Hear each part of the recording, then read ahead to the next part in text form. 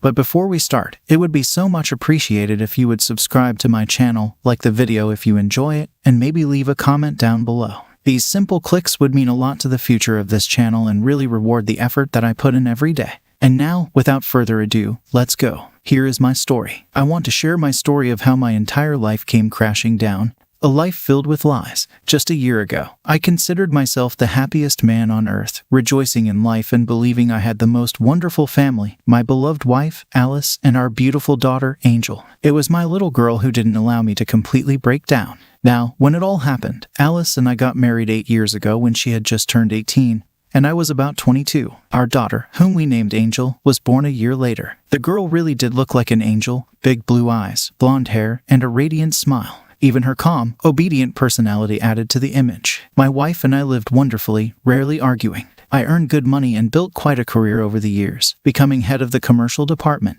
But I didn't neglect my family, directing all my attention and care to them. Every free minute went to my girls. To this day, I still can't figure out why they did this to me. I remember every detail of that fateful day as if it were today. I woke up, had breakfast, kissed my wife goodbye, sent our daughter off to school, and left for work myself in a cheerful mood. 2 hours later, Alice called me and said she had taken a pregnancy test that morning, and it was positive. She had called in sick for the whole day, went to the gynecology clinic, and the result was confirmed. She was about 4 weeks pregnant. Alice wanted to run her errands and prepare something special for dinner before I got home so we could celebrate. I was thrilled with the news. At work, I told my colleagues and boss, who congratulated me on the new addition to the family and even let me leave early. I didn't call my wife to say I was coming home early. I wanted to surprise her. I didn't even suspect the surprise that awaited me. I picked our daughter up from school and took her to my parents' house, sharing the joyful news. They understood Alice and I needed alone time, so my dad promised to take our daughter to school in the morning.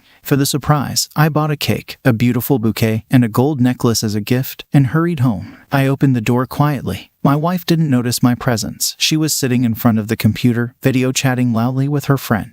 I quietly stood in the doorway, intending to surprise her with my early arrival. But the conversation I overheard plunged me into profound shock. Her friend asked how far along Alice's pregnancy was and then bluntly asked if I was definitely the father. Of course, Alice replied confidently, "The last time I spent time with Charlie was 2 months ago. Joe and Nick and I always use protection." I told him from the start that if I ever wanted kids, they would only be with my husband. A year and a half ago, when we first started seeing each other, I made it clear he shouldn't expect anything serious. "What about that hunk from the exhibit?" her friend asked. "I almost blew your cover with your husband." "Oh, please," my wife answered. "Children don't come from unconventional sex." Both women laughed, as there was nothing remotely wrong about any of this. If someone had stabbed me in the chest with a red-hot sword in that moment, it probably wouldn't have hurt as badly as hearing all of this. As I stood there listening to their conversation, there was only one thing I wanted: to die. It felt like an invisible band was squeezing my temples and throat. There was a ringing in my ears, and everything around me became not just black and white, more like black and gray. I don't remember entering the room or Alice turning around in fright. One look at me, and she knew I had heard everything. Her reaction was pathetically cliché, like a cheap soap opera. "You misunderstood. It was just a joke," she said in a trembling voice, adding insult to injury and making me out to be a fool. She fell to her knees, started screaming, begging for forgiveness, for our daughter's sake, for the baby's sake, for our family. Alice wrapped her arms around my legs, kissed my knees with tears in her eyes. I looked at the spectacle in disgust. I wanted to grab her hair and smash her head into the floor, but I suppose my paternal instincts took over. I limited myself to slapping her across the face. After that, I took off my wedding ring and threw it in her face too. Without a word, I left the apartment and quickly drove to my parents' house, narrowly avoiding 2 car crashes. I stopped at the nearest supermarket, bought 3 bottles of the cheapest whiskey, and arrived at my parents' house. I went up to my old room, locked myself in, and drank. I chugged that whiskey like water, didn't even get drunk off the first bottle. I called my boss and asked for a couple of days off, citing family problems. Something in my voice must have conveyed the gravity of the situation, because my boss didn't argue and immediately agreed to give me the time off. The next 3 days passed in a fog. I didn't let anyone in the room, only coming out to use the bathroom and get water from the kitchen, barely talking. Now, I'm grateful to my parents and daughter for leaving me alone and giving me space. Those days, it was only on the 4th day that my mother knocked on the door and said my wife had come by with Angel. I stated our daughter would stay here and asked her to kick my wife out. My mom just shook her head and said we needed to work it out between ourselves since we were fighting. A few minutes later, Alice entered the room, her face a mixture of guilt and sympathy. But I didn't believe a single emotion.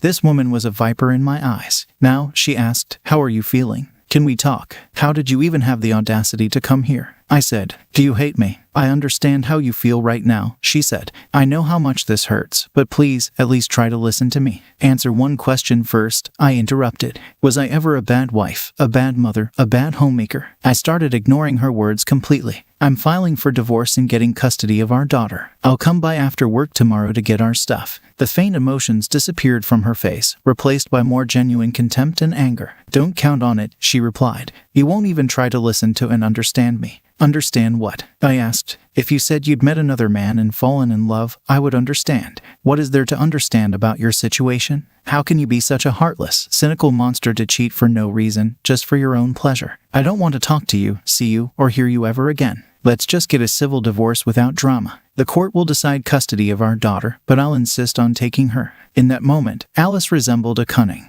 ruthless demon, willing to do anything to get her way. My wife threatened not to grant the divorce because she was pregnant with my child. I doubted it. Even if she used protection with her lovers, there was no guarantee or certainty the baby was mine. Even if it was mine, I wanted nothing more to do with this woman. Sensing her claim had no effect, Alice moved to her most underhanded strategy. If I insisted on divorce, she vowed to reach out to all her lovers who had good connections. She promised to make my life a living hell, get me fired, and strip me of rights to see Angel. She painted a bleak picture of my future in her hands, blackmailed, and smeared as the jerk who dared abandon his pregnant wife. But it sounded more like a hollow threat than the truth. Thankfully, I was on good terms with my boss, an ex-military man, and knew that after an honest account of what happened, he would tap his own connections to aid me if my wife actually dared pursue that route through her lovers. I intentionally kept this ace up my sleeve and didn't mention it to her. Cursing and calling me a bastard, she stormed out of the room, slamming the door loudly. I heard her try to take our daughter, but my parents refused and kicked her out of the house. Before she could start spreading rumors, I spoke to all my close friends and gave them the full honest story, securing their support. My boss and I also had a good talk about my impending divorce, and the kind man agreed to help if my wife actually risked going the backdoor route through her lovers. When they got wind of her pregnancy, they refused assistance because they assumed the child was mine and didn't want to get involved with a hysterical married woman. The divorce proceedings dragged on until the birth of the baby, a boy who, to my relief, DNA tests proved was not mine. When the truth came out, I felt vindicated yet exhausted. Alice had been grating on my nerves throughout the pregnancy but instantly backed down when the paternity results arrived.